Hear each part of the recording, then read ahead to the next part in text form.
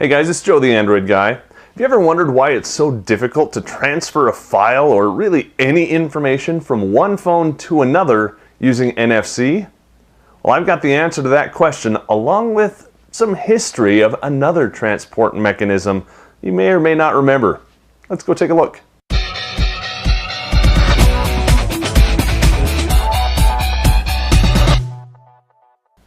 Let's spend a few minutes talking about the history of transfer stuff, shall we? Back in the days before Bluetooth, and Bluetooth really is a halfway decent transport mechanism, but way back when, we had something called IRDA. That was infrared something something. Basically, it was like a remote control. See that little guy right there?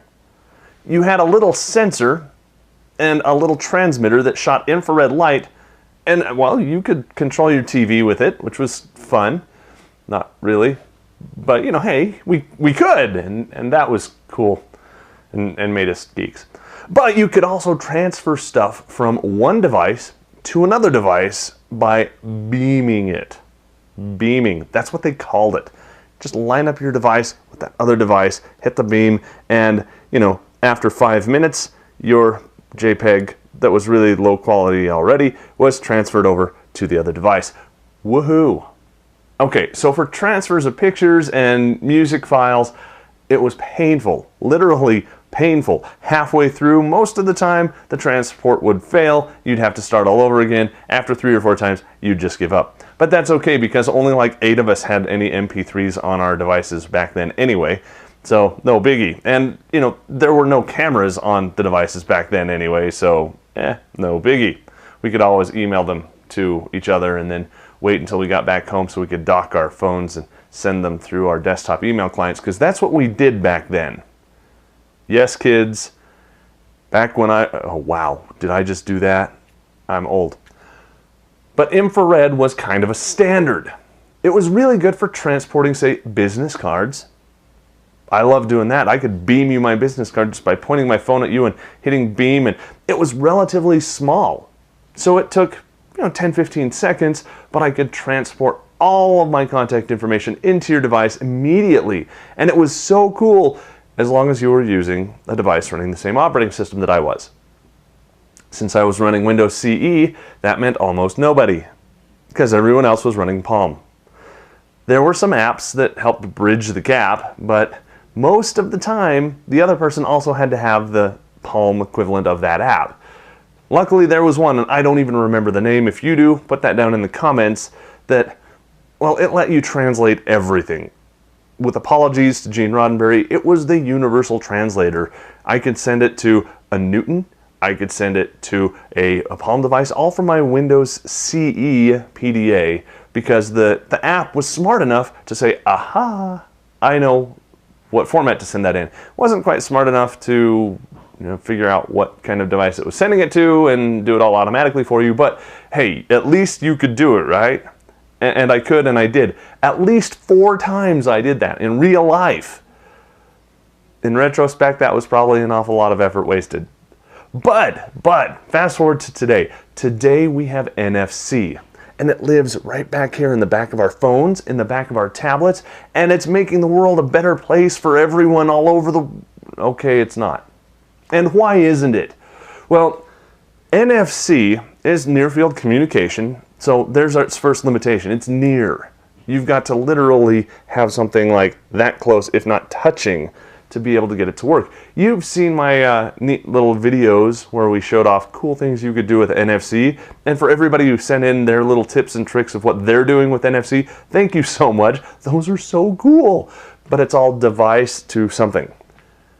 If I don't want to buy tags, what can I do? Well, I did buy a whole bunch of tags, and honestly, after I did those videos, you know how many tags I've burnt? None. Sorry. It's just not that cool once you get past it. As soon as it becomes more ubiquitous and less of a, I'm a geek and I can do this because I can, it'll be great. But where NFC really can shine is, here's one device, and there's another device around here somewhere. Here's one device. They both have an NFC in them, and I can tap them together and do stuff. Well, what can I do? This is an Android device. This is an Android device. They both have NFC, and they're both running the same version of the operating system, Jelly Bean. So it's great. Everything works fine. I can take a YouTube clip and say, here, send it over there. But I'm not sending the YouTube clip. What I'm doing is I'm opening the YouTube app, and I'm sending that link or that reference over to this other device. This other device says, oh, okay, I know what you're talking about, and it opens and plays it. Great. Well, if I want to send a business card and I have a special app that I've built that in, I can do that. I can send that over, but I'm limited, very, very limited on how much data I can send. In fact, like we just talked about, I'm not sending the data from my phone, my YouTube data, to my tablet. What I'm doing is I'm sending a reference. Okay, so what does that have to do with anything? Let's say I want to send a picture. Well, I can do the same thing. This to this, bink, great, works, except it's not going over NFC. It's going over Bluetooth, or it could be going over Wi-Fi Direct, or it could be going over some other transport medium. All the NFC is doing is it's starting the process. It's saying, hey, this guy wants to transfer something to you, and it's this type of thing, and here's how I want to do it. And this says, oh, okay, I know how to do that. Go ahead. Ta-da! It works, and it's magic, and it's wonderful, as long as you're the same OS. What if you've got something that's not the same OS? Even let's go back from Jelly Bean to Ice Cream Sandwich. Does it work? Not all of it, because there's new stuff that was introduced in Jelly Bean that makes NFC transfers better, faster, quicker, more helpful. So if you're going back to Ice Cream Sandwich, you're not going to be able to do that, or not going to be able to do it as easily as you would with Jelly Bean. But that's still Android to Android. What about Android to Newton? Little geek humor there, because Newton doesn't exist anymore.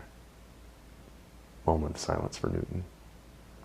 But anyway, Nokia still exists, for a while anyway. So what if I want to send something from my Android running Jelly Bean to my Nokia running Windows Phone? Can I do that? Nope. Not gonna work. Why? Because they don't understand each other. It's NFC, they should, and this is saying, hey, I've got this stuff I want to send to you, and this says, I hear your words, but I have no idea what you're saying, dude. No idea at all.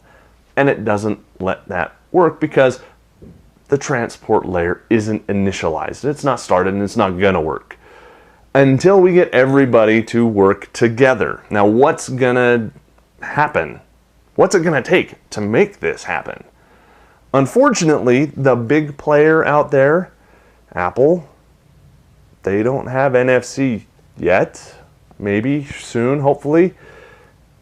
Well, then everything's gonna break, because they're gonna do it their own way, and that means it's different than every other way out there.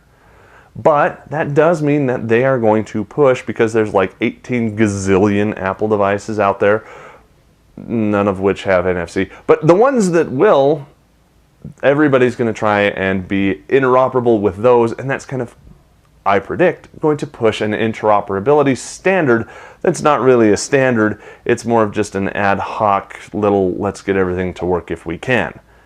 And we probably will, and it'll be great. It's not the way we should go about doing things, but it's the way we're probably going to have to. Once we do that, however, transferring files, transferring cool stuff back and forth, it's going to be a lot easier.